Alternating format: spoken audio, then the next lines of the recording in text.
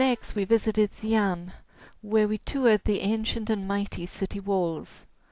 And if you've ever seen the Yang Yimou film Raise the Red Lantern, I reckon this is where it was shot.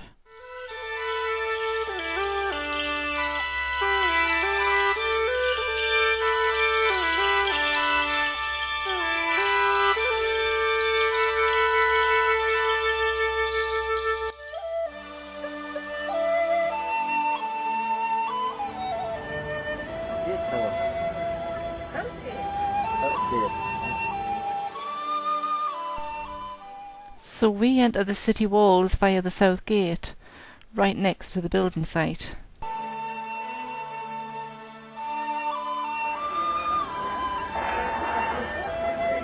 Not to say we're going up there, are we?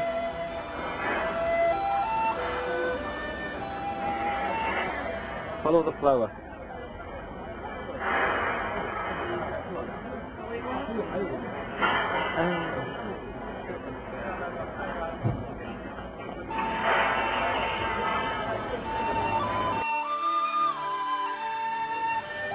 Don't get picture took with the soldier.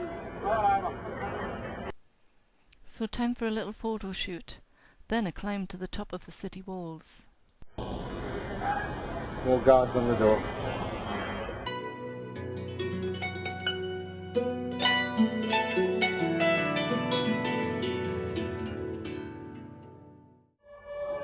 Opulent.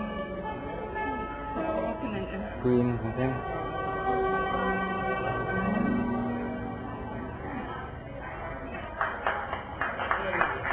We've never done it.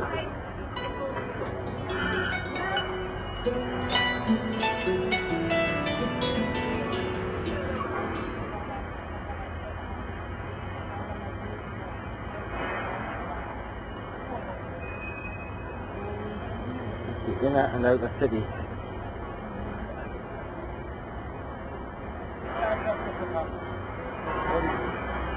Old style, new style.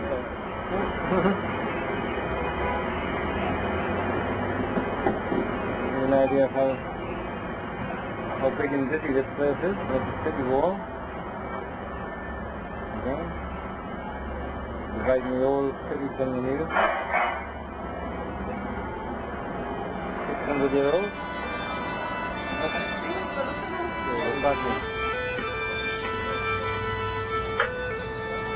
The city wall goes on for ever and ever. Xian was once an ancient capital city under several Chinese dynasties, including the Qin, the Han, and the Tang dynasties, and is situated at the end of the Silk Road. Some of its many delights include a Neolithic village and the Wild Goose Pagodas.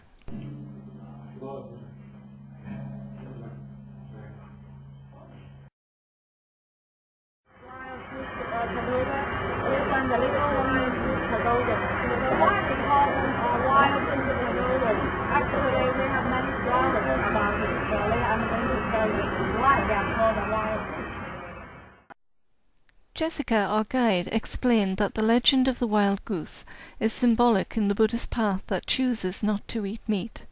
She also explained that the holiest books of Buddhism were once translated and kept here. They ring the bell, and it brings you good luck and health and happiness. And oh, well, I made up a go then. You've got another 10 in your pocket, haven't you? Who do you pay then? The young laugh there just by the bell. Bong. Bong. Bong. Oh, that's how we go there.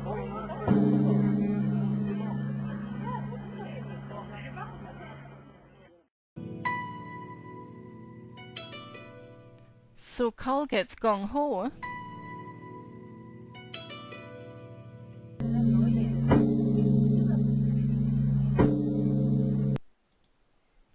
Then it's my turn, but I seem to have lost him.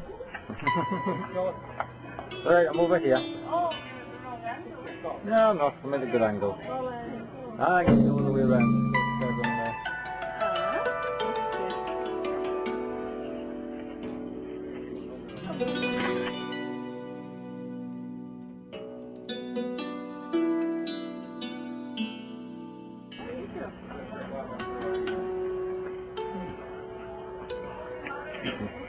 A nice little building for a shop.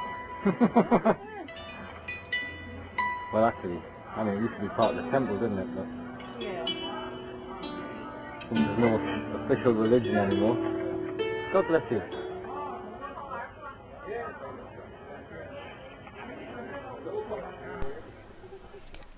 The tranquility of the Wild Goose Pagoda was a sheer delight, right in the centre of the busy city of Xian, and the respect the Buddhists hold for universal life was clear in some of the signs we saw around the park.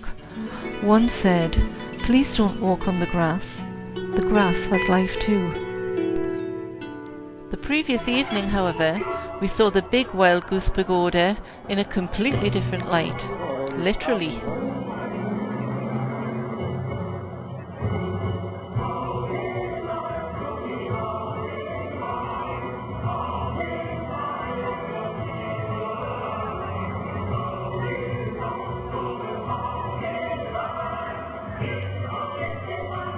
And the light show that ensued was a joy to behold and brought in the crowds.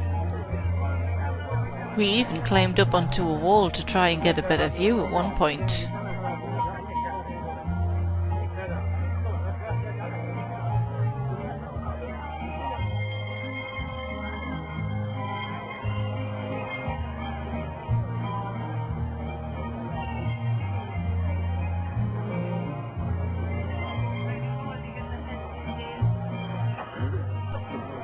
The show consisted of beautiful coloured lights and musical fountains dancing to Western-style music.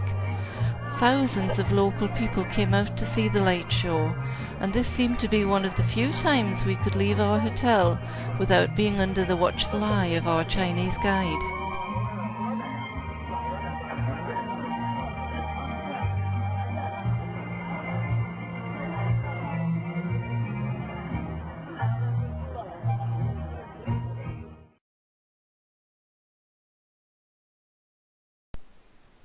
Of course, Chinese civilization dates back thousands of years, and earlier that day we'd been to see the remains of a Neolithic village right in the heart of Xian.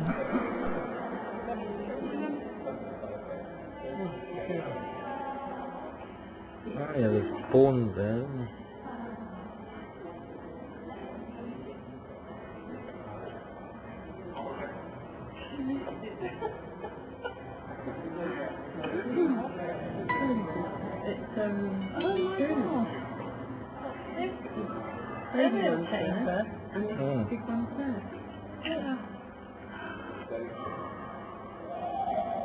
Another quadrant building.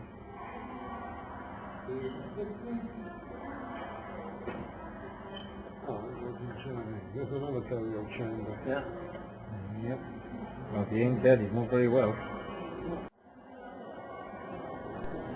Then Colin spots something that would have made the Time team proud. Tony Robinson would be quite happy, wouldn't he? Lots of post holes. Yeah. So you had that.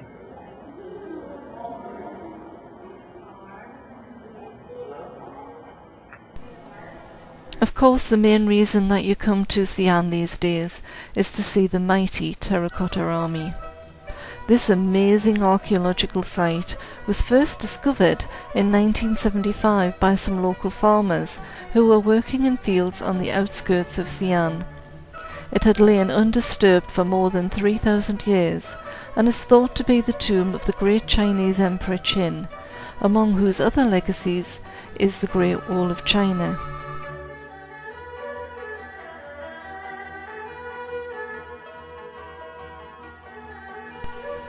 The Terracotta Army consists of thousands of individually painted, life-size clay warriors made from the distinctive terracotta clay in the area surrounding Xian, a fitting entourage to accompany a magnificent emperor on his way to heaven. Well, these ones at the top here, they're the ones that are being put back together. They're the ones that are work in progress. The sheer scale of the project is a measure of the wealth and power and military prowess of the Emperor Qin during his time on Earth. and the modern-day museum is made up of several excavated pits and several that are yet to be started.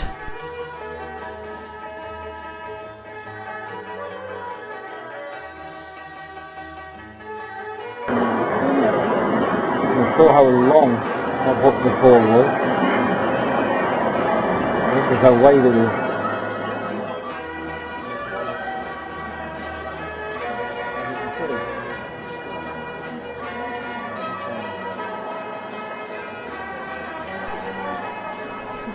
In each of the pits you can see the army as it marched in rows upon row, with the officers often taking up their place at the front of the column and marked out by the differences in their uniform.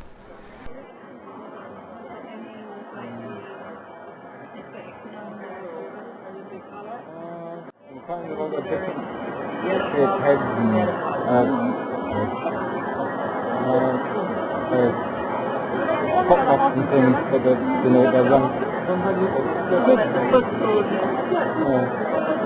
think it's good thing.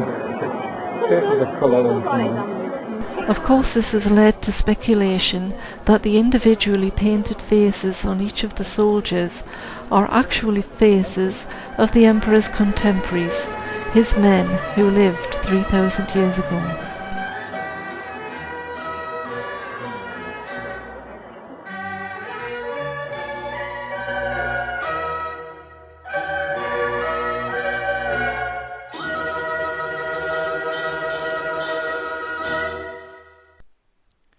We finished our stay in Xian with a visit to a sumptuous production of a Tang Dynasty Chinese opera, which was accompanied by a superb meal and sake.